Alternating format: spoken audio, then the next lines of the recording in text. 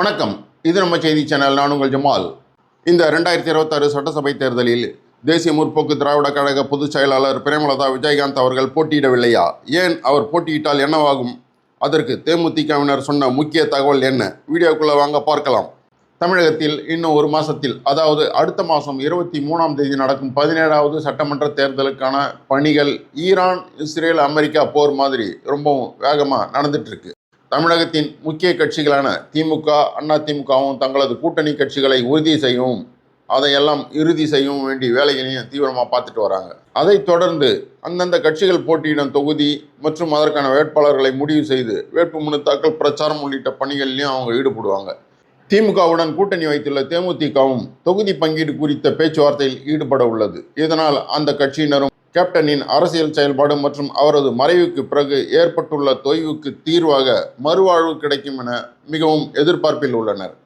இந்த நிலையில் பிரேமலதா அவர்களின் அரசியல் அனுபவ பேச்சுவார்த்தை முயற்சியால் அவரது தம்பியும் தேமுதிக பொருளாளருமான LK சுதீஷ் அவர்களுக்கு ராஜ்யசபா MP ஆகும் வாய்ப்பை திமுக வழங்கியது.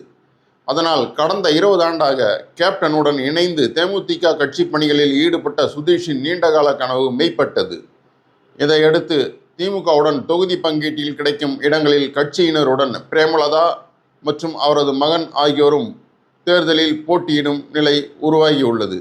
அப்படி போட்டியிட்டால் 2024ஆம் ஆண்டு நடந்த லோக்சபா தேர்தலில் விருதுநகர் தொகுதியில் போட்டியிட்டு சுமார் 5000க்கும் குறைவான ஓட்டு வித்தியாசத்தில் காங்கிரஸ் வேட்பாளரிடம் தோற்ற தேமுதிகவின் விஜய பிரபாகரன் விருதுநகர் மாவட்டத்தில் உள்ள விருதுநகர் அல்லது சாத்தூர் சட்டமன்ற தொகுதி ஏதாவது ஒன்றில் போட்டியிடலாம் என்றும், அதேபோல் கேப்டன் விஜயகாந்த் 2006இல் நடந்த சட்டமன்ற தேர்தலில் முதலாக போட்டியிட்டு வெற்றி பெற்ற விருத்தாச்சலம் சட்டமன்ற தொகுதி, இல்லைனா 2011இல் போட்டியிட்டு வெற்றி பெற்று சட்டசபை எதிர்க்கட்சி தலைவரான ரிஷிவந்தியம் தொகுதியில் பிரேமலதா விஜயகாந்த் அவர்கள் போட்டியிடலாம் என்னும் பேசப்படுகிறது.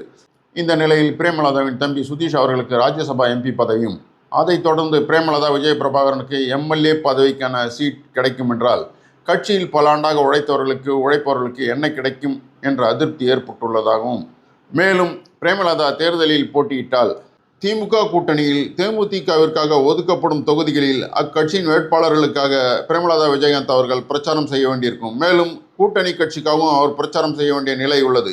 அதனால் அவர் போட்டியிட்டால் மேற்கண்ட பணிகள் பாதிக்கும் என்பதால் அவர் இந்த தேர்தலில் போட்டியிடாமல் தேர்தல் பிரச்சார பணிகளில் மட்டுமே ஈடுபட முடிவு செய்துள்ளதாக செய்திகள் வெளியாகியுள்ளன.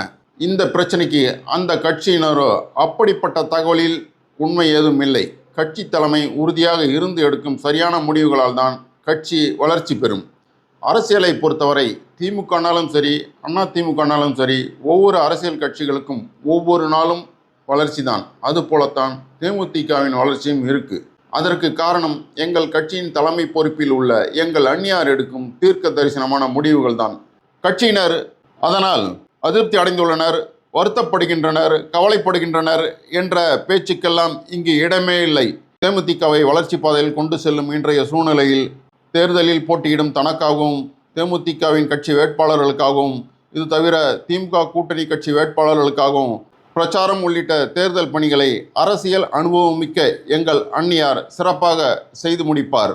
அதனால் அவர் தேர்தலில் போட்டியிட்டு வெற்றி பெற்று MLA ஆனால்தான் மக்களுக்காக குரல் கொடுக்கவும் கட்சியின் வளர்ச்சிக்கு பாடுபடவும் முடியும் என்கின்றனர். கேப்டன் இருக்கும்போது நாங்கள் எப்படி உற்சாகமாக சந்தோஷமாக செயல்பட்டோமோ அதே அளவில்தான் இன்றும் நாங்கள் செயல்பட்டு கொண்டிருக்கிறோம். அதனால் தேமுதிகவின் வளர்ச்சி என்பது வரும் காலங்களில் இன்னும் நன்றாகவே இருக்கும் என்ற நம்பிக்கை எங்களுக்கு இருக்கிறது. அவர் MLA ஆகும் நாளை தேமுதிகவினர் எதிர்பார்த்து கொண்டிருப்பதாக உற்சாகம் அடைந்துள்ளனர். அவர்கள் வெறும் ஆர்வத்தால் இதை சொல்லவில்லை, அவர்கள் சொல்வது உண்மைதான் என்பது போல 2026 தேர்தல் கூட்டணிக்காக பிரேமலதா விஜயகாந்த் அவர்கள் நிதானமாகவும் கட்சியின் எதிர்காலம் கருதியும் எடுத்த முடிவுகள் ஒவ்வொன்றும் சாதகமாக அமைந்து வருகிறது.